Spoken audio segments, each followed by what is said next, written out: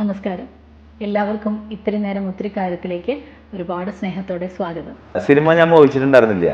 എന്നെ സംബന്ധിച്ച് നാടകത്തിൽ നിന്ന് സിനിമ ചവിട്ടുപടിയായിട്ട് ഞാൻ കണ്ടിരുന്നത്. കാരണം വെച്ചാൽ സിനിമ എൻ്റെ മോഹത്തിൽപ്പെട്ട കാര്യമല്ല. കാരണം അത് വേറൊരു ആർട്ട് ഫോമാണ്, വേറൊരു മേഖലയാണെന്ന് ഞാൻ വിചാരിച്ചിട്ടുണ്ട്. നമ്മൾ ഈ നാടകം കൊണ്ട് നമുക്ക് ജീവിക്കാൻ പറ്റില്ല, നമ്മുടെ ബന്ധുജനങ്ങളുടെ ഇടയിൽ ഒരു ടോക്ക് സംഭവിക്കുമല്ലോ. ഇയാൾ എന്ത് ഈ കാണിക്കുന്ന ഒരു തൊഴിലായിട്ട് അങ്ങനെ വേറെ എന്തെങ്കിലും തൊഴിൽ ചെയ്തുകൂടെ എന്നുള്ളതിൽ. അപ്പൊ ഈ ടോക്ക് മുഴുവൻ നമ്മൾ കേൾക്കുന്നുണ്ടാവില്ല, ഈ കൊച്ചു കുട്ടികൾ കേൾക്കില്ല. അപ്പൊ ഈ നാടകം എന്തോ ഒരു മോശപ്പെട്ട കാര്യമെന്ന് അവർക്ക് തോന്നിയിട്ടുണ്ടാവും. ഒരു കൊല്ലത്തിൽ എന്നെ സംബന്ധിച്ചൊരു 3-4 പടം. ആ അർത്ഥത്തിൽ ഞാൻ പ്രൊഫഷണൽ അല്ലപ്പ, ഞാൻ പ്രൊഫഷണൽ ആയിട്ട് തോന്നിയിട്ടില്ല. പിന്നെ ഞാൻ ആവേണ്ടതുണ്ടെന്ന് ഞാൻ വിശ്വസിക്കുന്നു. ഇപ്പോഴും ഞാൻ ആയിട്ടില്ല. അത് പ്രൊഫഷണൽ ആയിട്ടുള്ള വിളികളല്ല എനിക്ക് കൂടുതൽ വന്നിട്ടുള്ളത്.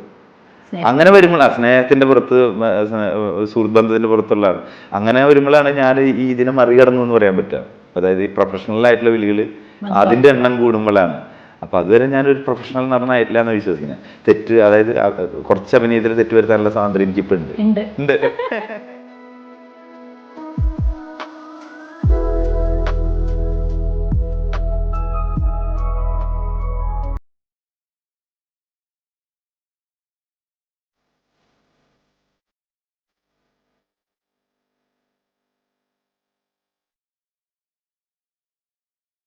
നാടകം, സിനിമ, സൗഹൃദങ്ങൾ, ഇതിൽ നിന്ന് വേർപെടുത്തി നമുക്ക് ഈ മനുഷ്യനെ ചിന്തിക്കാനേ കഴിയില്ല. ഇന്ന് ഈ ഇത്തിരി നേരം ഒത്തിരി കാര്യങ്ങളുമായി എനിക്കൊപ്പം ഉള്ളത് പ്രതാപൻ KS എന്ന നടനാണ്. അല്ല, അതിലുപരി പച്ച മനുഷ്യനാണ്. പ്രതാപേട്ട, സന്തോഷം, സ്വാഗതം. എൻ്റെ അറിവിലുള്ള പ്രതാപേട്ടനെ കുറിച്ചാട്ടോ ഞാൻ അവരോട് ഇൻട്രോ പറഞ്ഞത്. നാടകമാണ് പ്രതാപേട്ടൻ്റെ തുടക്കം എന്നറിയാം. അപ്പം അതിലേക്ക് നമുക്ക് വരണം. പക്ഷെ ഇപ്പൊ കുറച്ച് സിനിമകൾ കുറച്ച് കാര്യമായി നിൽക്കുന്ന സമയമാണെന്ന് തോന്നുന്നു. ഷൂട്ടിങ്ങുകളായിട്ടും പറയാവുന്നതും പറയാറാവാത്തതും ഒക്കെ ആയിട്ടുള്ള. അതിലിപ്പം പുള്ളി എന്ന് പറഞ്ഞ സിനിമയാണ് ഏറ്റവും റീസെന്റ് അല്ലേ? അപ്പൊ അകത്തെ കഥാപാത്രത്തിനെ കുറിച്ച് പറയുകയാണെങ്കിൽ അത് പേര് സൂചിപ്പിക്കുന്ന പോലെ ജയിൽ പുള്ളികളുടെ ഒരു കഥയാണ്. കൂടുതൽ പറയാനുള്ള അനുവാദം ഉണ്ടാവില്ലല്ലോ. അപ്പൊ അതിൽ എൻ്റെ ഒരു കഥാപാത്രം ഇതേപോലെ തന്നെ നായകനൊപ്പം ദേവ്മോഹൻ എന്ന് പറഞ്ഞ സൂപ്പി സുജാൽ, അദ്ദേഹമാണ് നായകൻ. അദ്ദേഹത്തിൻ്റെ ഇന്ദ്രൻ സേട്ടുണ്ട്. പിന്നെ കുറേ നടന്മാരുണ്ട്. രാജേഷ് ശർമ്മയുണ്ട്. അങ്ങനെ ഇഷ്ടംപോലെ നടന്മാരുണ്ട് അതിൽ. അപ്പം അത് ഞാനും അതിൽ ജയിലിലുള്ളൊരു പുള്ളിയാണ് നായകൻ്റെ ഒപ്പം ഉള്ള. ഒരു പ്രത്യേക പേരൊക്കെ ഉണ്ട് അയാൾക്ക്. ഒരു പ്രത്യേക പേരൊക്കെ, ആ പേരൊക്കെ ഭയങ്കര ഇൻട്രസ്റ്റിംഗ് ആണ്. ഒരു ഇന്റർവ്യൂല് എനിക്ക് തോന്നുന്നു ഒരു കൂടുതൽ സീനല്ല, സംവിധായകൻ എന്നോട് പറഞ്ഞിട്ടുള്ളത് എനിക്ക് ഡബ് ചെയ്യുമ്പോൾ അങ്ങനെ തോന്നില്ല, ഒരു ഗ്രിപ്പുള്ള കഥാപാത്രമാണ്. കൂടുതൽ സ്ക്രീൻ പ്രസൻസ് ആദ്യം തുടങ്ങി അവസാനം വരെ നിൽക്കാന്നല്ല, നല്ലൊരു ഗ്രിപ്പുള്ള കഥാപാത്രമാണ്. ചെയ്യുമ്പോഴും എനിക്കത് സന്തോഷം തോന്നുന്നു. ഇപ്പൊ മറ്റു പടങ്ങളിൽ ഇപ്പോഴും ഒരു പടത്തിന്റെ ഷൂട്ടിന്റെ ഇടയിലാണെന്ന് അറിയാം. അങ്ങനത്തെയൊക്കെ അതിലെല്ലാ കഥാപാത്രങ്ങളും ഇപ്പൊ എങ്ങനെയാണ്, പല തരത്തിലുള്ളത് വരുന്നുണ്ടോ അതോ ഏകദേശം പല തരത്തിലാ ഇപ്പൊ ചെയ്യുന്നത്? ജോർജിന്റെ ജോയിച്ചേട്ടന്റെ ആള് സംവിധാനം ചെയ്യുന്ന ഒരു പടത്തിൽ ഒരു ചെറിയ കഥാപാത്രം. പക്ഷെ എന്നെ സംബന്ധിച്ച് എന്റെ സന്തോഷം എന്ന് പറയുന്നത് ആള് നമ്മളത് ഓർത്ത് വിളിച്ചു, അത് നമ്മളെ കൊണ്ട് ചെയ്യിപ്പിച്ചു എന്നുള്ളതാണ് എൻ്റെ സന്തോഷം. എൻ്റെ നീളോ ചെറുതായി എന്നുള്ള തോന്നല എന്നെ സംബന്ധിച്ച് എന്നെ ബാധിച്ചിട്ടില്ല. അത് നമ്മളെ വിളിച്ചല്ലോ, ഒരു അപ്പൊ എനിക്ക് സന്തോഷം. അതെ, നമ്മളെ പരിഗണനയിൽ വെക്കുന്നു എന്നുള്ളത് നമ്മളെ സംബന്ധിച്ച് ഒരു സന്തോഷമുള്ള കാര്യമാണ്. ഇപ്പൊ നാടകത്തെ കുറിച്ച് പറയാനാണെങ്കിൽ എങ്ങനെയാണ് പ്രതാപേട്ടന്റെ ഒരു സാഹചര്യങ്ങളും ചുറ്റുപാടുകളും അതിലേക്ക് അനുകൂലമായതുകൊണ്ട് അങ്ങനെ വന്നു പെട്ടതാണോ അതിൽ? അല്ലല്ല, അത് ഭയങ്കര രസകരമാണ് അത്. കാരണം വെച്ചാല് അച്ഛൻ ജോത്സ്യനും മന്ത്രവാദിയൊക്കെ ആയിരുന്നു എൻ്റെ അച്ഛൻ. അപ്പൊ ആളുടെ നാട്ടില് ആളെ കൊണ്ടുവരായിരുന്നു, ആളുടെ ജന്മസ്ഥലം. പിന്നീട് എൻ്റെ അമ്മയെ കല്യാണം കഴിച്ചിട്ട് വേറെ സ്ഥലത്തേക്ക് മാറി. അപ്പൊ ഈ 2 സ്ഥലത്തും എന്ത് ചെയ്തിരുന്നു, ആള് നാട്ടിൻപുറത്ത് അങ്ങനെ ഉണ്ടാവില്ല, നാട്ടിൻപുറത്ത് വായനശാല നാടകങ്ങൾ എഴുതുന്ന ഒരാള് അല്ലെങ്കിൽ ഒരു കൂട്ടം ആൾക്കാർ, ആ അച്ഛനും അങ്ങനെ ചെയ്തിരുന്നു. അങ്ങനത്തെ നാട്ടിൻപുറത്ത് നാടകങ്ങൾ സംഘടിപ്പിക്കുക. ഈ പറഞ്ഞ എൻ്റെ ജന്മസ്ഥലത്ത് അച്ഛൻ അത് പ്രാക്ടീസ് ചെയ്തിട്ടില്ല. അപ്പൊ എൻ്റെ അച്ഛൻ്റെ ഏറ്റവും വലിയ മോഹം എന്ന് പറയുന്നത് മകനെ നാടക നടനാക്കണമായിരുന്നു. ആരും എനിക്ക് തോന്നുന്നില്ല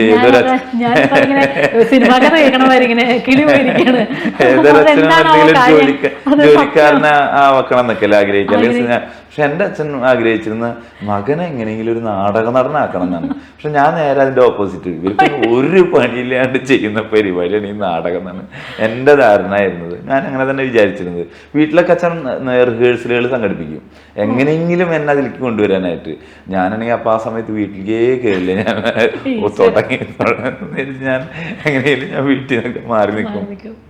പാർട്ടി പ്രവർത്തനം ഉണ്ടായിരുന്നു, ഒരു ഇടതുപക്ഷ CPM തന്നെ പാർട്ടി പ്രവർത്തനം, DYFകാരനായിരുന്നു, ബ്രാഞ്ച് മെമ്പറായിരുന്നു. അപ്പം ലീഡർഷിപ്പിലുണ്ടായിരുന്നു ആ സമയത്ത്, ഞങ്ങളുടെ ലോക്കൽ ബോർഡിൽ ലീഡർഷിപ്പിലുണ്ടായിരുന്നു. ആ സമയത്തൊക്കെ നമ്മുടെ നാട്ടിൽ പാർട്ടി നേതൃത്വം കൊടുക്കുന്ന വായനശാല ഉണ്ടായിരുന്നു, അതിൻ്റെ ഭാരവാഹിത്വം ഉണ്ടായിരുന്നു.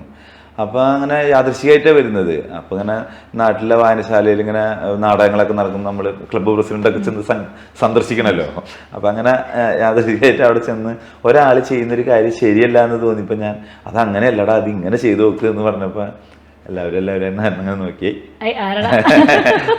ചെയ്തോന്ന് പറഞ്ഞ അങ്ങനെ എല്ലാവരും കൂടി അങ്ങനെ ആക്കി.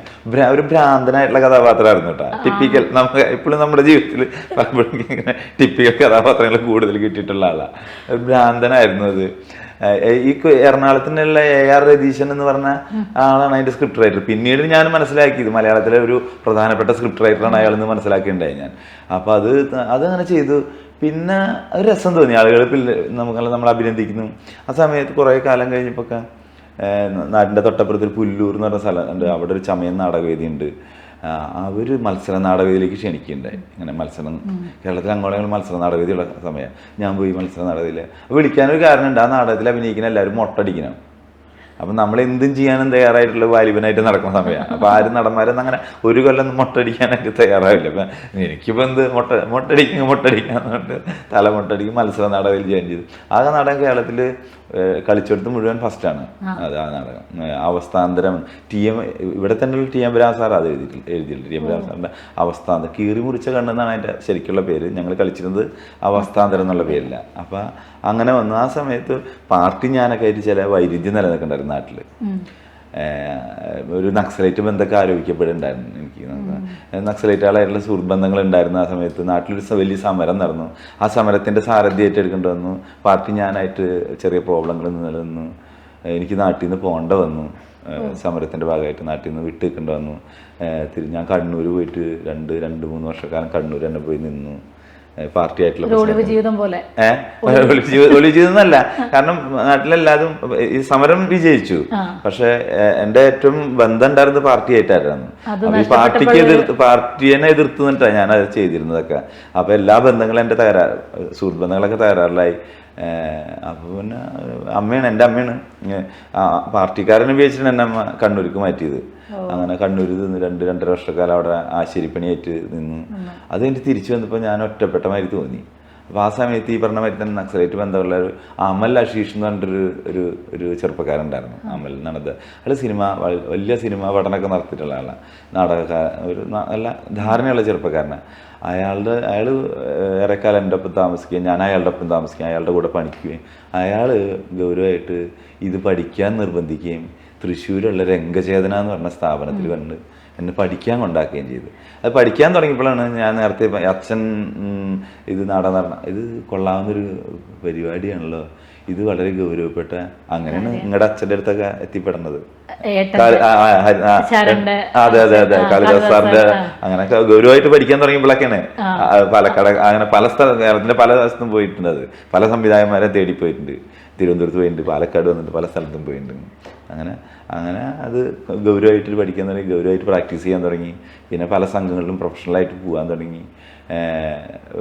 ഈ നാടക പഠിപ്പ് തൃശ്ശൂർ രംഗയിൽ നിന്ന് കഴിഞ്ഞ് അപ്പം തന്നെ ഞാൻ ഇത് പ്രൊഫഷണൽ ആവാൻ തുടങ്ങിയത്. വളരെ ഗൗരവപ്പെട്ട ഒരു പ്രൊഫഷണൽ. സുനിൽ സൂദൊക്കെ ഉണ്ട് അപ്പം ഞങ്ങളുടെ നാടക സംഘത്തില് സുനിൽ സൂദൊക്കെ ഉണ്ട്. ഇപ്പൊ അച്ഛന്റെ കാര്യം പറഞ്ഞപ്പോ ഒരു കൗതുകം, അച്ഛന്റെ കൂടെ നാടകങ്ങൾ കാര്യമായിട്ട് ചെയ്തിട്ടുണ്ടോ? ഇല്ല, അതിനുള്ള അപ്പൊ അച്ഛനുള്ള സമയത്ത് എനിക്ക് ഇതിന് എതിർപ്പായിരുന്നത്. അല്ല, ഈ ശരണ്ടെ ഏട്ടന്റെ അച്ഛന്റെ കാര്യം പറഞ്ഞില്ലേ, ഒറ്റ നാടകം. അത് ഗവൺമെന്റിന്റെ ഒരു വലിയൊരു പ്രൊജക്റ്റ് ആയിരുന്നു. അന്നത്തെ കളക്ടർ, പാലക്കാട് കളക്ടർ എന്തോ ഗവൺമെന്റിന്റെ ഒരു പ്രൊജക്റ്റ് അതാണ് അച്ഛനെ കിട്ടുന്നത്. അപ്പൊ അങ്ങനെ കേരളത്തിന്റെ പല ഭാഗത്തുള്ള നടന്മാരെ കോർഡിനേറ്റ്. അപ്പൊ എന്നെയും വിളിച്ചു. ആൾക്കെന്നെ നേരിട്ടറിയില്ല, അവിടെ കണ്ണൻ പാലക്കാട് വഴിയാണ്. അപ്പൊ ഞാൻ എന്റെ സ്വഭാവം വെച്ചാല് എനിക്ക് വേണമെങ്കിൽ പിന്നീടൊക്കെ ആയിരിക്കും ആൾക്ക് എന്നെ ഇഷ്ടപ്പെട്ടിട്ടുണ്ടാവുക. കാരണം വെച്ചാൽ ഞാനൊരു ലാസ്റ്റ് ബെഞ്ചാന്ന് വിചാരിക്കുന്ന ആളാണ്. ഞാൻ ഭയങ്കര കുറുമ്പൊക്കെ കാണിക്കുക. പിന്നീടുള്ള പിന്നീടാ കുറെ കാലം കഴിഞ്ഞിട്ടാ എന്നെ സംവിധായകന്മാർക്ക് നാടകം ഇഷ്ടപ്പെടാറ്. ചില സംവിധായകന്മാരെ കൂടുതൽ വർക്ക് ചെയ്തിട്ടുണ്ട്. ഇപ്പൊ തൃശ്ശൂർ സ്കൂൾ ഓഫ് ഡ്രാമയുള്ള ഷിബു എസ് കൊട്ടാർ എന്ന് പറഞ്ഞ ഡയറക്ടർ ഉണ്ട്. അയാളുടെ ഒപ്പം ഞാൻ എണ്ണത്തിൽ കൂടുതൽ വർക്ക് ചെയ്തിട്ടുള്ള ആളെ. ഇപ്പോഴും ഞാൻ 2 മാസം മുന്നേ ആളുടെ ഒരു നാടകത്തിലാണ് ഞാൻ അഭിനയിച്ചിട്ടുണ്ട്. അപ്പൊ പാലക്കാട് ചുറ്റൂരൊന്ന് കളിക്കണ്ടായി. വിശ്വാസം അഥവാ വളഞ്ഞു ഒഴുകുന്ന നദി എന്ന് പറഞ്ഞിട്ടുള്ള ആ നാടകത്തിലേക്ക്. അപ്പൊ ഈ നാടകത്തിലേക്ക് ഇത്ര സീരിയസ് ആയി വന്നപ്പോഴേക്കും പ്രതാപേട്ടൻ അച്ഛനില്ല? ഇല്ല. അതെ അതെ അതെ അതെ അതെ. ഞാൻ നല്ല നാടകങ്ങളിൽ അഭിനയിക്കുന്നത് എന്റെ അച്ഛൻ കണ്ടിട്ടില്ല. ഗൗരവപ്പെട്ട നാടകങ്ങളിൽ ഞാൻ അഭിനയിക്കാൻ തുടങ്ങുന്നത്.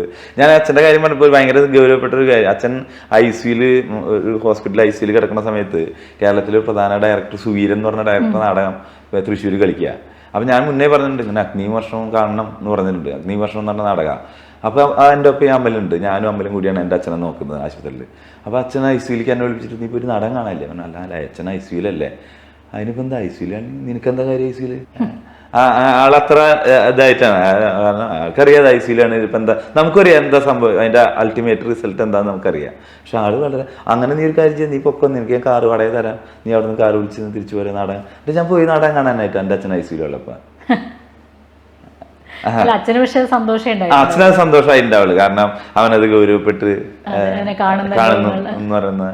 മകനെ നാടക നടനായി കാണാൻ ആഗ്രഹിച്ചു. അതെ അതെ. ഞാൻ നാടകം പഠിക്കാൻ പോണത് 10-22 വയസ്സിലാണ്. 22 വയസ്സാകുമ്പോഴാണ് നമ്മൾ കാര്യം പഠിക്കാൻ തുടങ്ങുന്നത്. എല്ലാവരും ആ സമയത്ത് ജോലിക്ക് പോയി തുടങ്ങുക ചെയ്യുക. ഞാൻ ആ സമയത്ത് പഠിക്കാനും തുടങ്ങണമല്ലോ. പിന്നെ നാടകങ്ങൾ ഇങ്ങനെ കണ്ടിന്യൂസ് ആയി പോകുന്നു. അതിനിടെ ഇപ്പൊ നാടകത്തിലേക്ക് ഈ പറഞ്ഞ പോലെ കുറച്ച് യാദൃശ്ചികമായിട്ടാണ് വന്നത്. എനിക്ക് തോന്നുന്നു അതേപോലെ തന്നെയാണ് പ്രതാപേട്ടന്റെ സിനിമ എൻട്രിയും തോന്നുന്നത്. അതെ അതെ അതെ. സിനിമ ഞാൻ മോഹിച്ചിട്ടുണ്ടായിരുന്നില്ല, ഒരിക്കലും ഞാൻ സിനിമ എന്ത് ചെയ്തിട്ടുണ്ടായിരുന്നില്ല. കാരണം നമ്മളിപ്പോ എല്ലാവരും ഇപ്പൊ ഞാനിപ്പോ എൻ്റെ അല്ലെങ്കിൽ നമ്മൾ പരിചയമുള്ള നാടകക്കാരൊക്കെ ആലോചിക്കുന്ന ഈ നാടകത്തിലേക്ക് വരുന്നത് സിനിമയിലേക്ക് വരാൻ വേണ്ടിയിട്ട് അങ്ങനെയൊക്കെ ഉണ്ട്. അല്ലെങ്കിൽ അഭിനയിക്കാൻ ഷോർട്ട് ഫിലിമിൽ അഭിനയിക്കുന്നത് സിനിമയിലേക്ക് വരാൻ വേണ്ടി. എന്നെ സംബന്ധിച്ച് നാടകത്തിൽ നിന്ന് സിനിമ ഒരു ചവിട്ടുപടിയായിട്ട് ഞാൻ കണ്ടിരുന്നില്ല. കാരണം വെച്ചാൽ സിനിമ എൻ്റെ മോഹത്തിൽപ്പെട്ട കാര്യമല്ല. കാരണം അത് വേറൊരു ആർട്ട് ഫോമാണ്, വേറൊരു മേഖലയാണെന്ന് ഞാൻ വിചാരിച്ചിട്ടുള്ളത്. അത് ഇതേമാതിരി തന്നെ എറണാകുളത്ത് ഒരു സ്പൈനൽ കോഡ് എന്ന് പറഞ്ഞ നാടകം ദീപൻ ശിവരാമന്റെ, ഈ ഖസാക്കൊക്കെ ചെയ്തിട്ടുള്ള ദീപൻ ശിവരാമന്റെ, ആ സമയത്ത് ദീപൻ ലണ്ടനിൽ നിന്ന് വന്നിട്ട് ആണ് സ്പൈനൽ കോഡ് എന്ന് പറഞ്ഞ മാർക്കേസിന്റെ നോവൽ. അത് ചെയ്ത് അത് എറണാകുളത്ത് TDM ഹാളിൽ കളിക്കുമ്പോൾ ആ നാടകം കാണാൻ വന്നിട്ടുള്ള 2 ചെറുപ്പക്കാർ, ഒന്ന് സ്ക്രിപ്റ്റ് റൈറ്റർ ബിപിൻ ചന്ദ്രനും ഒന്ന് മാർട്ടിൻ പ്രക്കാട്ടും. ഇവർ രണ്ടാളും വിളിച്ചിട്ട് പോയി അഭിനയിപ്പിക്കായിരുന്നു. അവൻ ഞാൻ അങ്ങനെയാണ് എൻ്റെ ആദ്യ സിനിമാ പ്രവേശനം. അതോട് ആർത്ഥത്തിൽ ഈ 2 പേരോട് എനിക്ക് വലിയ കടപ്പാടുണ്ട്. അത് യാദൃശ്ചികമായിട്ട് വന്നെങ്കിലും അതും ഇതേമാതിരി തന്നെ ഇപ്പൊ ഗൗരവമായിട്ട് കാണാൻ തുടങ്ങിയിട്ടുണ്ട്. ഈ നാടക ജീവിതമാതിരി തന്നെ അതും ഒരു ഗൗരവമുള്ള ഒരു ആർട്ട് ഫോമായിട്ട് ഈ രണ്ടിനെ ഇപ്പൊ എങ്ങനെയാണ് പ്രതാപേട്ടൻ രണ്ടും കൊണ്ടുപോകുന്നത്? അത് എങ്ങനെയാണ് ബാലൻസ് ചെയ്ത് പോണത്? നാടകത്തിലേക്ക് കൂടുതൽ പ്രതാപേട്ടൻ എന്തൊക്കെയാ? എനിക്കിപ്പോ നാടകത്തിൽ കൂടുതൽ ആക്ട് ചെയ്യാൻ പറ്റുന്നില്ല. കാരണം വെച്ചാല് ഒന്ന് സിനിമ നമ്മൾ കമ്മിറ്റ് ചെയ്ത് കഴിഞ്ഞാൽ ഇതിന്റെ ഡേറ്റുകളൊക്കെ നമ്മുടെ പിടിയിലായിരിക്കില്ല. കാരണം അത്ര വലിയ നടനല്ലോ, എൻ്റെ പിടിയിൽ ഡേറ്റ് നിൽക്കുന്ന ആയിരിക്കില്ല. അപ്പൊ ഞാൻ വളരെ ബുദ്ധിപൂർവ്വം എന്ത് ചെയ്യുന്ന വെച്ചാൽ ഞാനിപ്പോ നാടകം സംവിധാനം ചെയ്യാൻ തുടങ്ങി. അപ്പൊ അതെന്റെ ഇഷ്ടത്തിന് ചെയ്യാലോ, എനിക്ക് എന്റെ ഇഷ്ടത്തിന് ചെയ്യാം. ഞാനൊരു 20 ദിവസത്തെ ഇതിട്ട് ഞാനിപ്പോ ഞാൻ പ്ലാൻ ചെയ്യുന്നുണ്ട്. ഞാനിപ്പോ വീണ്ടും നാടക സംവിധാനം ചെയ്യാൻ പോവാ. അപ്പം അത് എങ്ങനത്തെ നാടകങ്ങളാണ് അത് കൊണ്ടുപോകാറുള്ളത്? ഞാനിപ്പോ കഴിഞ്ഞ ഗൗരവമായിട്ട് ഇപ്പൊ 2 വർഷം മുന്നേ ചെയ്ത നാടകം ഒരു ബർഗ്മൻ എന്ന് പറഞ്ഞ സിനിമ കാരണുണ്ടല്ലോ, സ്വീഡിഷില്. അയാളുടെ ഈ പറഞ്ഞ തന്നെ ഞാൻ യാദൃശ്ചികമായിട്ട് കണ്ട സിനിമയാണ് ഈ ക്രൈസ് ആൻഡ് വിസ്പേഴ്സ് എന്ന് പറഞ്ഞത്. അത് എൻ്റെ ഒരു കൂട്ടുകാരൻ എന്നെ കൊണ്ട് കാണിച്ചതാ. നീ ഇതൊന്ന് കാണടാന്നുണ്ട്. കണ്ടു കഴിഞ്ഞപ്പോൾ എനിക്ക് എൻ്റെ കിളി പോയി. എൻ്റെ കിളി പോയി. ഞാൻ പറഞ്ഞു അയ്യോ ഇത് ഭയങ്കര സിനിമയുള്ളതെന്ന് പറഞ്ഞിട്ട് ഞാനിത് നമ്മൾ രാമായണം ബൈബിളൊക്കെ കൊണ്ടുനടക്കണ ഈ സിനിമ എൻ്റെ ജീവിതത്തിൽ കൊണ്ടുനടക്കാൻ തുടങ്ങി. പിന്നെ അത് എനിക്കത് നാടകമാക്കണം എന്ന് തോന്നി. ഞാനത് ഈ 2-3 വർഷം മുന്നേ ഞാനത് നാടകമാക്കാൻ ശ്രമിച്ച് അതിൻ്റെ ഏറ്റവും അവസാനത്തെ അവതരണം എന്ന് പറയുന്നത് നമ്മുടെ അന്താരാഷ്ട്ര നാടകോത്സവത്തിൽ അത് ഇനോഗ്രൽ പ്ലേ ആയി കളിച്ചെന്ന രാജേഷ് ശർമ്മയും സുനിൽ സുഗതയും ശൈലജ അമ്പു, എൻ്റെ ഒരു സുഹൃത്തുണ്ട് രാംകുമാർ, എൻ്റെ ജീവിതത്തിലോട്ടുടനീളം എൻ്റെ ഒരു സുഹൃത്തുണ്ട് രാംകുമാർ എന്ന് പറഞ്ഞിട്ട്, അദ്ദേഹം ഉണ്ടായിരുന്നതിൽ. അങ്ങനെ എൻ്റെ സുഹൃത്തുക്കളൊക്കെ അതിൽ കളിച്ചത്. അപ്പോൾ ഏകദേശം 7ഓളം കളികൾ കളിച്ചു അത് പല സ്ഥലത്തായിട്ട്. ഇപ്പൊ സുഹൃത്തുക്കളുടെ കാര്യം പറഞ്ഞപ്പോഴേ രാംകുമാറിന് ജീവിതത്തിൽ എന്തോ പ്രധാനപ്പെട്ട ഒരു സ്ഥാനമുണ്ട്.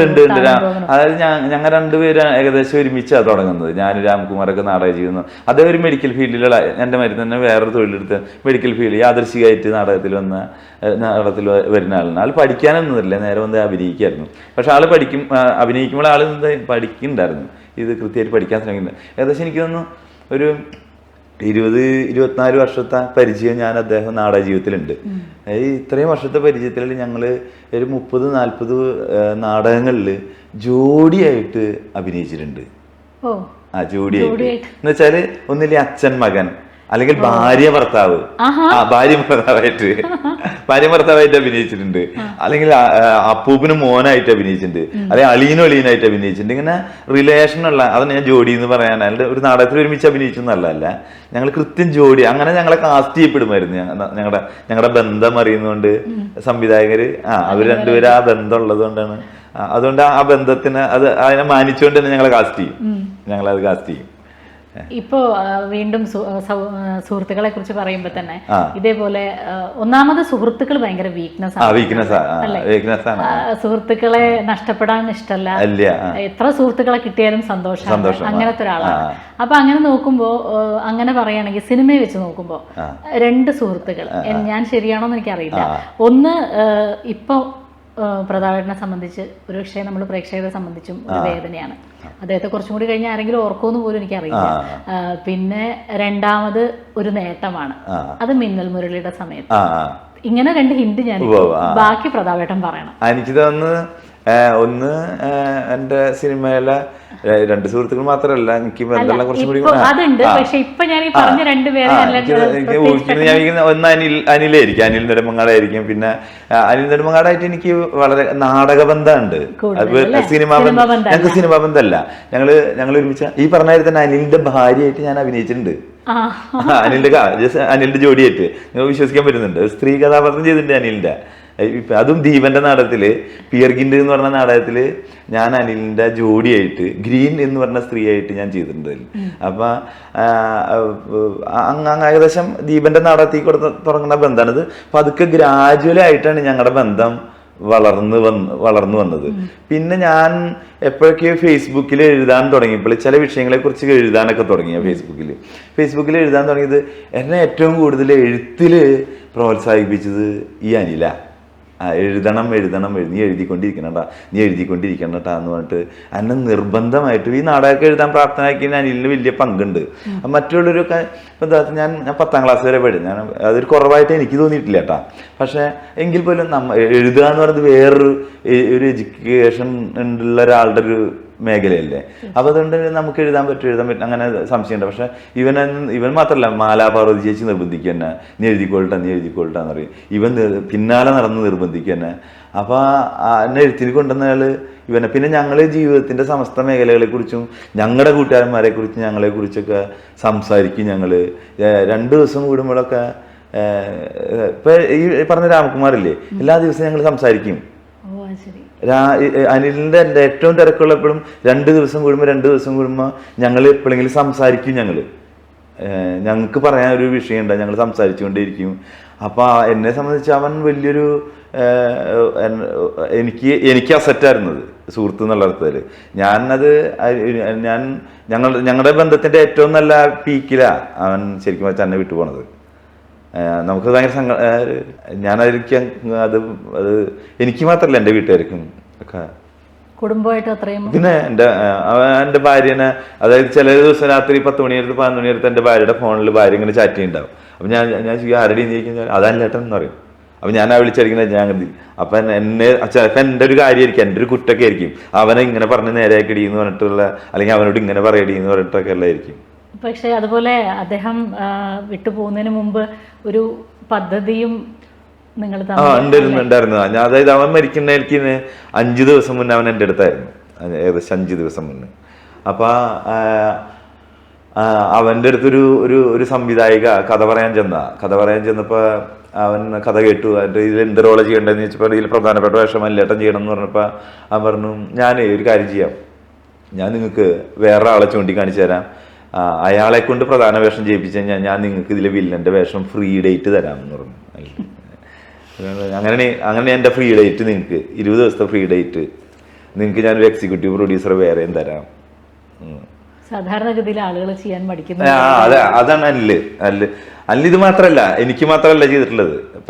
എനിക്കങ്ങനെ, ഞാനിത് വേറെ സ്ഥലത്ത് പറയാൻ പാടില്ല, അല്ലെ പലരും അങ്ങനെ സംരക്ഷിച്ചിട്ടുണ്ട്. പക്ഷെ അനിലൊരിക്കലും അത് എന്ത് ചെയ്യില്ല, എക്സ്പ്ലോർ ചെയ്യാനായിട്ട് ഉദ്ദേശിക്കുന്നില്ല. ഇപ്പൊ ഞാൻ അനിലില്ലാത്തതുകൊണ്ടാണ് പറയുന്നത്. അനിലുണ്ടെങ്കിൽ എന്നെ വിളിച്ച് തെറി പറയാൻ, നീ എന്തിട്ട് മറ്റേ ഇന്റർവ്യൂ ഇരുന്ന് വരുന്നതെന്ന് വെച്ചിട്ട് എന്നെ ചീത്ത പറയും. അപ്പൊ ഈ സ്ത്രീ എന്നെ വിളിച്ചിട്ട് എന്നോട് പറഞ്ഞു, ഇങ്ങനെ അനിലേട്ടൻ വിളിച്ചിട്ടാണ്, എനിക്ക് ഇവരറിയില്ല, അനിലേട്ടൻ വിളിച്ചിട്ടാണ് ഞാൻ നിങ്ങളെ വിളിക്കുന്നത്, നിങ്ങൾ എൻ്റെ കഥ കേൾക്കണം. ഞാൻ ചോദിച്ചാൽ എന്തിനാ? അല്ല അനിലേട്ടൻ പറഞ്ഞിട്ടാണ് എന്ന് പറഞ്ഞു. ഞാൻ പറഞ്ഞു എന്നെയൊന്നും ഒരു സിനിമ സംവിധായകർ കഥ കേൾക്കാൻ വിളിക്കാറില്ല, കാരണം അങ്ങനത്തെ വെള്ളമൊന്നും എനിക്കും കിട്ടാറില്ല. അപ്പം ഞാൻ ശരി ആയിക്കോട്ടെ എന്ന് ചോദിച്ചാൽ ഞാൻ ചെന്ന് കഥ കേട്ടു. ഇതിൽ എന്താ ഞാൻ ചെയ്യേണ്ടത്? അതിലപ്പോൾ ഏറ്റവും പ്രധാന വേഷമാണ്. ഞാൻ പറഞ്ഞു, ഇത് ആര് പറഞ്ഞിട്ട്? അവൻ അനിൽ പറഞ്ഞിട്ട്, അനിലേട്ടൻ പറഞ്ഞിട്ട് എന്ന് പറഞ്ഞു. ഞാൻ അപ്പം തന്നെ അനിലിനെ വിളിച്ചിട്ട് എന്ത് പരിപാടിയാണ്, ഞാൻ നിനക്ക് അരി മേടിച്ച് പോണത്, നിനക്ക് നായകനാക്കിയിട്ടുള്ളായിരിക്കും, അരിയില്ലാണ്ടാക്കണല്ലോ നിനക്കെന്ന് ചോദിച്ചു. അല്ലടാ, എനിക്കിപ്പം നിന്നെ സഹായിക്കാൻ പറ്റും, പിന്നെ ഒരു നല്ല സിനിമയല്ലേ അത്, നമ്മൾ ഉദ്ദേശിക്കുന്ന ഒരു കമേഴ്സ്യൽ പടമല്ല, നല്ല സിനിമയല്ലേ, ഇപ്പം എനിക്ക് നിന്നെ സഹായിക്കാൻ പറ്റും, ഇപ്പോഴേ എനിക്ക് നിന്നെ സഹായിക്കാൻ പറ്റുള്ളൂ, അപ്പം നീ വാടാത് എന്നിട്ട് അവൻ തന്നെ പിന്നത്തെ ചിലവൊക്കെ എടുക്കുന്നത്, ഒരു ഹോട്ടൽ മുറി എടുക്കുന്നത്, അതിൻ്റെ ഡിസ്കഷൻ കോർഡിനേറ്റ് ചെയ്യുന്നത്, സംഘടിപ്പിക്കുന്നതൊക്കെ. അങ്ങനെ ഞാൻ പറഞ്ഞ ഈ മരിക്കുന്നതിന് 5 ദിവസം മുന്നും ഇതിൻ്റെ ഡിസ്കഷനിലാണ്. അത് അവൻ വന്നിട്ട് എൻ്റെ നാട്ടിൽ വന്നിട്ട് അവൻ തന്നെ ഇതേപോലത്തെ ഒരു റിസോർട്ടിൽ റൂം എടുത്ത് അവൻ തന്നെ ആണ് കാര്യങ്ങൾ ചെയ്തുകൊണ്ടിരുന്നത്. അപ്പം നമ്മൾ അത്രയും ബന്ധമുണ്ടായിരുന്നു. വേറെ ആൾക്ക് ഇത് പറഞ്ഞാൽ എന്താ പറയുക, അത്രയും അവൻ എന്നെ സഹായിക്കാനും അല്ലെങ്കിൽ എന്നെയും ഒരു സ്ഥലത്തേക്ക് ആക്കി കാണാനായിട്ട് അവന് വലിയ അവനെ കാണാമായിരുന്നു എന്നാണ് എനിക്ക് തോന്നുന്നത്. അവൻ്റെ വീട്ടുകാർ എന്നെ അവൻ്റെ കസിൻ ബ്രദേഴ്സൊക്കെ എന്നോട് ഇപ്പോൾ ഞാൻ തിരുവനന്തപുരത്ത് നിന്നാലും ഞാൻ അവരായിരിക്കും വിളിക്കുക. എന്തെങ്കിലും എനിക്കൊരു സ്ഥലത്തേക്ക് വന്നാൽ അവർ കൂടി വന്നിട്ട് എൻ്റെ എല്ലാ കാര്യങ്ങളും നോക്കും. എനിക്ക് എവിടെയെങ്കിലും പോകണമെന്ന് പറഞ്ഞാൽ അവരായിരിക്കും കൊണ്ടുപോകുന്നത്. അത് എന്താ പറയാ സങ്കടം. പിന്നെ അതിൻ്റെ ഒരു എന്ന് വെച്ചാൽ ആ കഥ പറഞ്ഞ സ്ത്രീ, ആ കഥ പറയാൻ വന്ന സ്ത്രീ എൻ്റെ ജീവിതത്തിൽ ഇപ്പം എൻ്റെ ഒരു സിസ്റ്ററെ പോലെ ഉണ്ട് എന്നുള്ളതാണ്. എന്തെന്ന് വെച്ചിട്ട് ഇത് അവരിപ്പോഴും എൻ്റെ ജീവിതത്തിൽ ഒരു എൻ്റെ ആരുമല്ല സത്യത്തിൽ. പക്ഷെ അവർ ഞങ്ങളെപ്പോഴോ തീരുമാനിച്ച് നമ്മളൊരു റിലേഷൻ ഉണ്ടെന്ന് തീരുമാനിച്ച് ഞങ്ങൾ രണ്ടുപേരും ഇന്ന് രാവിലെയും കൂടി അവരെന്നെ വിളിക്കുന്നത്. അപ്പം ഇതേ പറഞ്ഞാൽ തന്നെ അവരെപ്പോഴും എന്നെ വിളിക്കും, ഞാൻ അവരെ വിളിക്കും, അവരെൻ്റെ വീട്ടിലേക്ക് വരെ, എന്നുള്ളിടത്ത് വരെ. ചിലപ്പോൾ ആ സിനിമ നടന്നുണ്ടാവില്ല, ചിലപ്പോൾ ഇനി നടക്കായിരിക്കില്ലേ, പക്ഷെ ഞങ്ങൾ തമ്മിൽ എന്തുണ്ട്, ഒരു ബോണ്ടുണ്ട്, ഒരു ചേട്ടൻ്റെ അനീതി എന്നുള്ളൊരു ബോണ്ട് ഞങ്ങൾ തമ്മിലുണ്ട്. ഞങ്ങളൊരു അങ്ങനെ വിശ്വസിച്ച് ഞങ്ങൾ ഡെവലപ്പ് ചെയ്യും. അപ്പം അവൻ തന്നിട്ട് പോയത് പാർവതിയേച്ചിയും ഒക്കെ ആയിട്ട് അവൻ തന്നിട്ട് പോയത് എനിക്ക്. പാർവതിയേച്ചിനായാലും ഈ MG ജ്യോതിഷ് എന്ന് പറഞ്ഞ കേരളനാടകത്തിന് ഇഷ്ടമുള്ള അധ്യാപകനുണ്ട്. അവൻ ചെന്ന് വേണ്ട നീ പ്രതാപനായിട്ട് കൂട്ടാവണം, അങ്ങനെ അവൻ ചെന്നിട്ട് നീ കൂട്ടാവണം കേട്ടോ, പ്രതാപനായിട്ട് കൂട്ടാവണം എന്ന് പറഞ്ഞിട്ട് അവൻ്റെ കൂട്ടുകാരനാണ് MG ജ്യോതിഷ്, കേരളനാടകത്തിന് ഇഷ്ടമുള്ള അധ്യാപകൻ.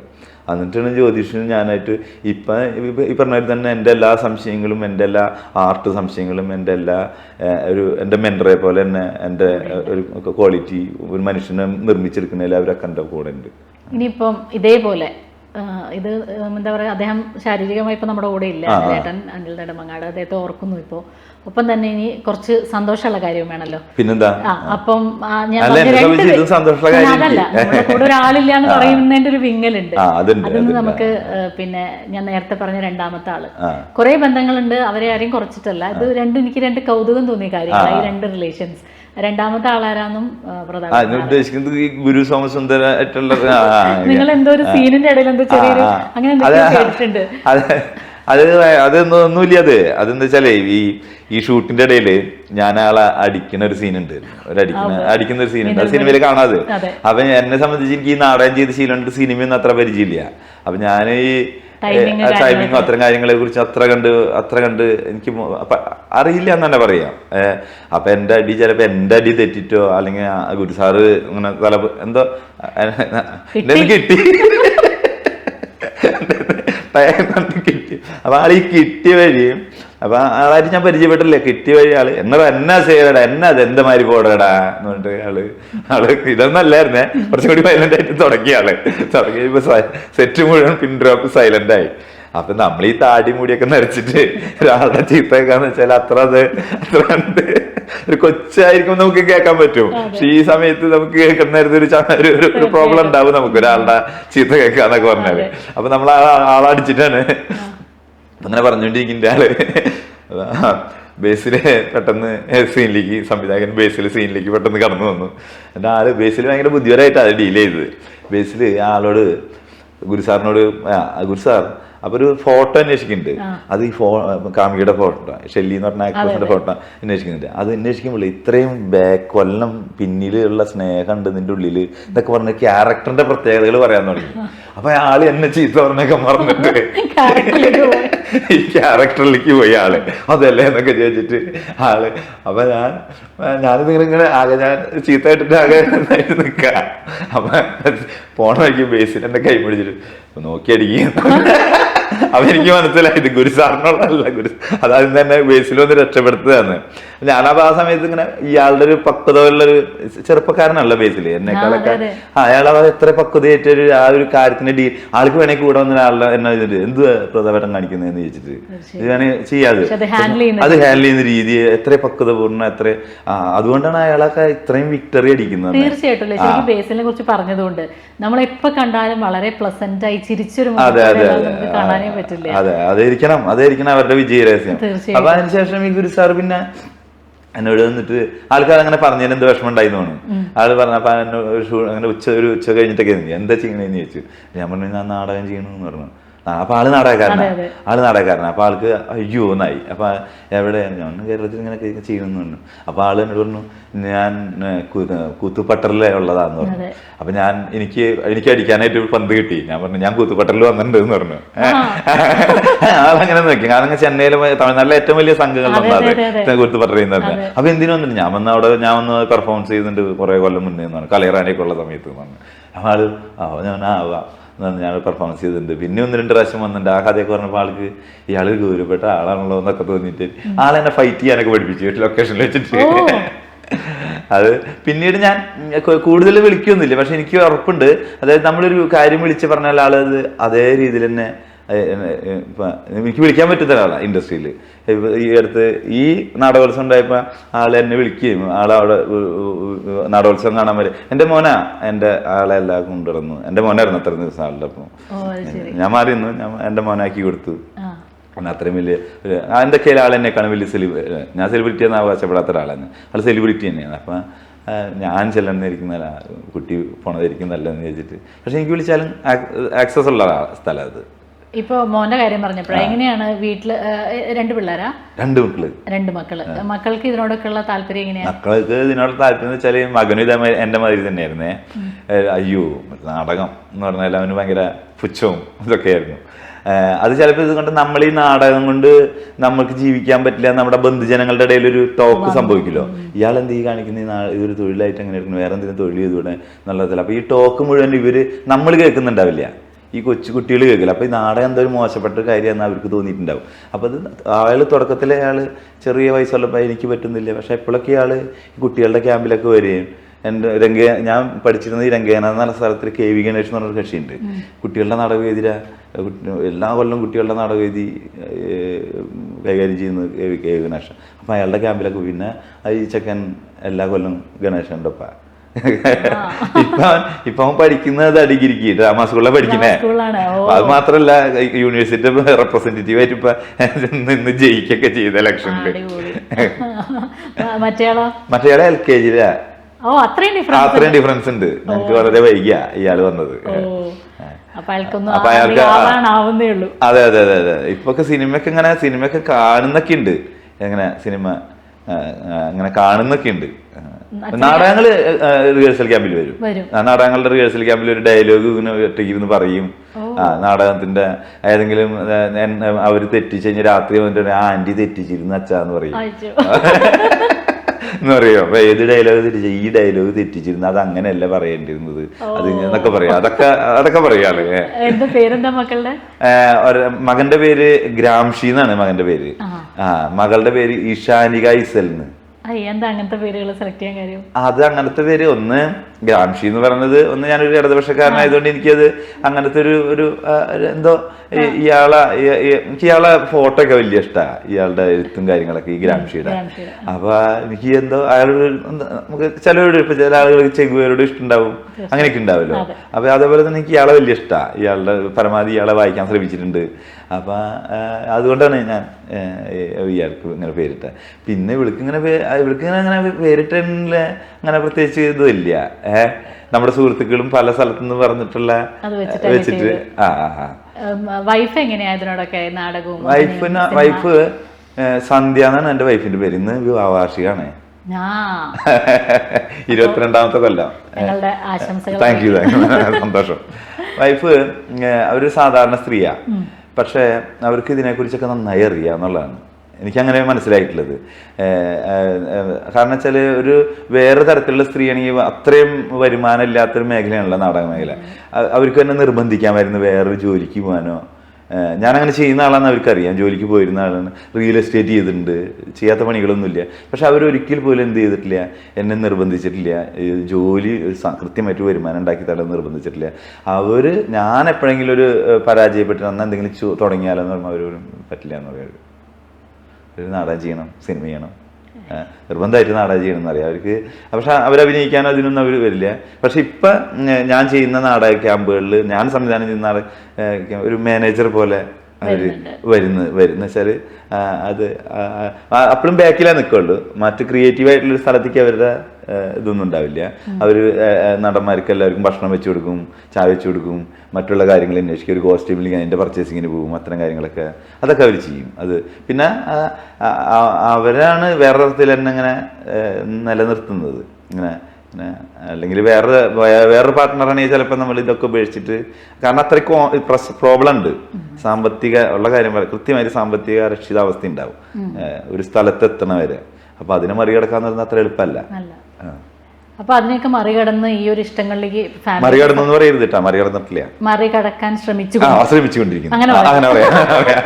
അപ്പോഴും നമ്മള് ഇപ്പൊ നമ്മളെ വൈഫിന്റെ സപ്പോർട്ട് അത് വളരെ വലുതാണ്. കാരണം കുടുംബം നമ്മുടെ കൂടെ നിൽക്കുമ്പോൾ തന്നെയാണ് നമുക്ക് അത്തരം അല്ലേ തരണം ചെയ്ത് പോകാൻ പറ്റുക. പക്ഷെ നമ്മളെന്ന ഗൃഹനാഥൻ, നമ്മളെന്ന ഭർത്താവ്, അച്ഛൻ ഒക്കെ ചിന്തിക്കുമ്പോൾ എപ്പോഴെങ്കിലും അങ്ങനെ ഒരു എന്ത് ചെയ്യും അങ്ങനത്തെ ഒരു ഫീലിംഗിൽ പോയി തട്ടി നിന്നിട്ടുണ്ടോ പ്രതാപൻ? അല്ല ഇപ്പൊ ഫാമിലി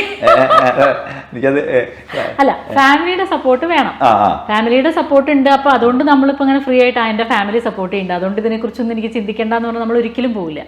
കാരണം പ്രതാപേട്ടന്റെ ഉള്ളില് ഒരു അച്ഛനുണ്ട്, ഒരു ഭർത്താവുണ്ട്, ഒരു ഗൃഹനാഥനുണ്ട്. അപ്പൊ ഏതെങ്കിലും ഒരു പോയിന്റിൽ പ്രതാപേട്ടൻ ഇങ്ങനെ ഇടിച്ചു നിൽക്കണ പോലെ തോന്നിയിട്ട് ഞാൻ വേറെ എന്തിലേക്ക് ഇങ്ങനെ മാറി ചിന്തിക്കണം, അങ്ങനെ സ്വയം ചിന്തിച്ച സമയം? നിരവധി സമയങ്ങളുണ്ടായിട്ടുണ്ട്, നിരവധി സമയങ്ങളുണ്ടായിട്ടുണ്ട്. കോവിഡ് സമയത്തൊക്കെ വൻ കോൺഫ്ലിക്റ്റ് അല്ലേ, കോവിഡ് സമയത്തൊക്കെ വൻ കോൺഫ്ലിക്റ്റാ. അപ്പോഴൊക്കെ ഇവര് എന്നെ എന്ത് ചെയ്യും, കോവിഡ് സമയത്ത് ഞാൻ പറയാം, കോവിഡ് സമയത്ത് എന്ത് ചെയ്യണം നമുക്ക്. അപ്പോഴും മിന്നൽ വലിയ ഷൂട്ട് പകുതി ഇങ്ങനെ നിൽക്കാം, നമുക്ക് വേറെ വരുമാനം. പിന്നെ തൃശ്ശൂർ ഒരു വാടക ഫ്ലാറ്റിലാണ് ജീവിതം. അപ്പോൾ ആ കുട്ടിയുണ്ട്, കുട്ടിക്ക് കോവിഡിനൊക്കെ നമ്മൾ ഭയങ്കര ഡേഞ്ചറസ് ആയിട്ടുള്ള കാണണം. അപ്പം ഞാൻ എൻ്റെ ഭാര്യൻ്റെ എൻ്റെ മക്കളെ കൊണ്ട് എൻ്റെ നാട്ടിൽ ഒരു ഗ്രാമത്തിൽ വന്ന് ഒരു പാടത്തിൻ്റെ അപ്പോൾ വരുമാനില്ല. അപ്പം ഞാൻ എന്ത് ചെയ്തെന്ന് വെച്ചാൽ ഞാൻ വീട്ടിൽ പശുവിനെ മേടിക്കുക ചെയ്തത്. പശുവിനെ മേടിച്ച് പശുവിനെ ഇറന്ന് ഞാൻ എൻ്റെ ഭാര്യയും പുല്ലരിയാൻ പോവും. അപ്പം അപ്പോഴും എനിക്ക് കൂട്ടുകാരന്മാരുടെ സഹായം ഉണ്ടായിട്ടുണ്ട്. ഞാൻ പറയേണ്ട ഒരു സുനിൽ സുഗത എന്ന് പറഞ്ഞ നടൻ. അപ്പം അയാൾ എന്നെ വിളിച്ച് ചോദിച്ചു, എന്താ പരിപാടി കോവിഡിന് എന്ന് ചോദിച്ചു. നമ്മളൊന്നുമില്ല, എന്തെങ്കിലും ചെയ്യണ്ടേ എന്ന് ചോദിച്ചു. എന്തെങ്കിലും ചെയ്യണം എന്നാണ്. അപ്പം എന്ത് ചെയ്യാനാണ്? ഞാൻ പറഞ്ഞു പശുവിനെ മേടിക്കാന്ന് പറഞ്ഞു. പശുവിനെ മേടിച്ചോ, തൊഴുത്ത് പണിതോ, കംപ്ലീറ്റ് കാശ് ആളുടെ. ഞാൻ തിരിച്ചു കൊടുത്തിട്ടില്ല. ഞാൻ ആളെ വിളിക്കുന്നത് ഈ അനിലിൻ്റെ മരുന്ന്, ഞാൻ ആളെ വിളിക്കുന്നത് അനിൽ ഞാനായിട്ട് വഴക്കുമൊക്കെയാണ് ഉണ്ടാവാറ്, തല്ലും വഴക്കൊന്നും ഉണ്ടാവില്ല. പക്ഷെ ഞാൻ ഈ മനുഷ്യൻ എന്നെ ചിലപ്പോൾ ചീത്തൊക്കെ പറയും, ഞാൻ അങ്ങോട്ട് പറയും. ചിലപ്പോൾ അയാളെ ഞാൻ വിളിക്കുന്നത് കുഞ്ഞേട്ടനെ വിളിക്കുക, എൻ്റെ ഭാര്യ അയാളെ വിളിക്കുന്നത്. അത് അയാൾ സെലിബ്രിറ്റി ആയിട്ടില്ല, ഞങ്ങൾ നാടൻ കളിക്കുന്ന സമയത്ത് ഞാൻ അയാളുടെ സിസ്റ്റർ വിളിക്കുന്നത് കേട്ടിട്ടാണ് ഞാൻ അങ്ങനെ വിളിക്കാൻ തുടങ്ങിയത്. അപ്പോൾ അയാൾ എന്നെ നിരന്തരം സഹായിക്കുന്ന ആളയാൾ, ഒരു പ്രാവശ്യമല്ല, നിരന്തരം. ഇപ്പോൾ ഒരു പശുവിനെ മേടിക്കാൻ നിന്ന് പശുവിൻ്റെ കാശൊന്നും ആള് ഒട്ടും സഹായിക്കാൻ പറ്റില്ലെങ്കിൽ ആൾ എന്ത് ചെയ്യുന്നറിയാം, എന്തെങ്കിലും വീട്ടിൽ പണിയൊക്കെ ഉണ്ട്. അപ്പോൾ ഉദാഹരണത്തിന് ഈ ഇങ്ങനത്തെ സ്ഥലമൊക്കെ ഇല്ലേ, നീ നാടക ഡിസൈൻ ചെയ്യാനല്ല, നീ വീട്ടിലേക്ക് പോകാന്ന് പറയും. എന്നിട്ട് വീട്ടിലേക്ക് വിളിച്ചിട്ട് ഈ മേശയും കസേരയൊക്കെ എങ്ങനെ ഒന്ന് റീഅറേഞ്ച് ചെയ്തിട്ടോ എന്ന് പറയും. എന്നിട്ട് പെയിൻറ്റിങ് ഒക്കെ മേടിച്ച് വെച്ചിട്ടുണ്ടാവും. ആ പെയിൻറ്റിങ് ഒക്കെ ഇതാൾക്ക് ചെയ്യാവുന്ന പണിയാണ്. പക്ഷെ ആ ആളിനെ വിളിച്ചു വരുത്തിയിട്ട് ഇതൊക്കെ ചെയ്യിപ്പിച്ചിട്ട് ഇത് ചെയ്യുന്നതിനൊരു പൈസ തരും എനിക്ക്. അപ്പൊ ആൾക്കറിയാം വെറുതെ ആൾക്ക് വെറുതെ അതായത് ശരിയല്ലല്ലോ. അപ്പൊ അത്ര അതായത് നമ്മൾ കാണുന്ന ഒരു പ്രതാപനല്ലല്ലോ, ഇതിന്റെ പിന്നിൽ കുറെ ആളുകളുണ്ട്. നേരത്തെ പറഞ്ഞ രാംകുമാർ എന്ന് പറഞ്ഞാൽ ആള് ചിലപ്പോൾ പൈസ കൊണ്ട് അങ്ങനെ ഇരിക്കില്ല, അതിങ്ങനെ പുഷ് ചെയ്ത് നിർത്തുമായിരിക്കും നമ്മൾ എഴുതുമ്പോഴും ദൈവങ്ങളും നമ്മളെ ഓരോന്ന് ചോദിച്ച് ഇപ്പൊ നീ എന്നിട്ട് എഴുതി വെച്ചത്, ഇപ്പൊ എങ്ങനെ നീ ആലോചിക്കുന്നത്, അതിനെ നീ എങ്ങനെ നാടൻ ചെയ്യുമ്പോൾ നിന്റെ മനസ്സിൽ പ്ലാൻ എന്താ.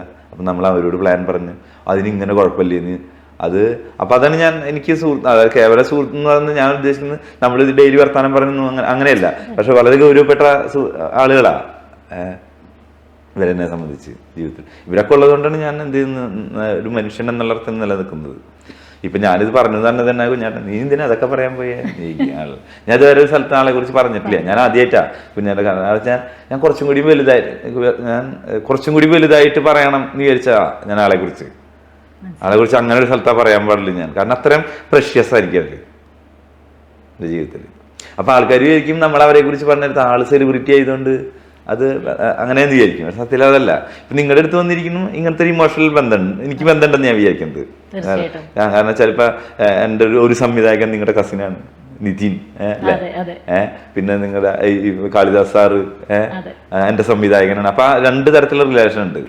അപ്പൊ വേറെ തരത്തിലൊരു ഇമോഷണൽ ഇതുണ്ട്, അതും കൂടി ഉണ്ടെന്ന് ഞാൻ വിശ്വസിക്കുന്നത്. അല്ല ഞാൻ പിടിതരില്ലായിരുന്നു.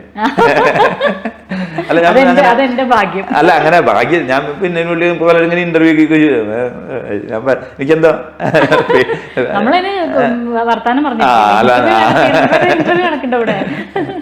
ഇപ്പൊ എങ്ങനെയാണ് പ്രതാപേട്ട സിനിമ പ്രതാപേട്ടനോട് കുറച്ചും കൂടി സ്നേഹം കൂടുതൽ കാണിച്ചു തുടങ്ങിയെന്ന് തോന്നുന്നുണ്ടോ? ഞാനിപ്പോ ഈ ചോദ്യം ഞാൻ പ്രതീക്ഷിച്ചു. അപ്പൊ ഞാനൊരു കണക്കുണ്ടാക്കിയിട്ടുണ്ട്. ബെസ്റ്റ് ആക്ടർ വന്നിട്ട് ഇപ്പൊ 2020 ബെസ്റ്റ് ആക്ടർ 2000 അങ്ങാണ്ടാ വരുന്നത്. 2020 ഞാൻ ഏകദേശം കണക്കൂട്ടിന്റെ ഒരു 30-35 സിനിമകളിൽ ഞാൻ അഭിനയിച്ചിട്ടുണ്ടല്ലോ. അപ്പൊ ഒരു കൊല്ലത്തിൽ എന്നെ സംബന്ധിച്ചൊരു 3-4 പടം. ആ അർത്ഥത്തിലാ ഞാൻ പ്രൊഫഷണൽ അല്ലപ്പ, ഞാൻ പ്രൊഫഷണൽ ആയിട്ട് തോന്നിയിട്ടില്ല. പിന്നെ ഞാൻ ആവേണ്ടതുണ്ടെന്ന് ഞാൻ വിശ്വസിക്കുന്നു. ഇപ്പോഴും ഞാൻ ആയിട്ടില്ല. ഇപ്പോഴും പ്രതീക്ഷയുള്ള വർക്കുകളൊക്കെ മുന്നിലുണ്ട്, ചെയ്യാനുണ്ട്, ഇറങ്ങാനുണ്ട്. ഇപ്പൊ ഒരു വർക്ക് ഡിസംബറിൽ ഇറങ്ങുക, ഒരു വെബ് സീരീസാ. പ്രവീൺ ചന്ദ്രൻ എന്ന് പറഞ്ഞാണ് ഡയറക്ടർ. ആ ഡയറക്ടറിനെ പരിചയപ്പെടുത്തുന്നത് എൻ്റെ സുഹൃത്താ. ഇതേമാതിരി തന്നെ എബ്രു സൈമൺ എന്ന് പറഞ്ഞ ഒരു അസോസിയേറ്റ് ഡയറക്ടറാ.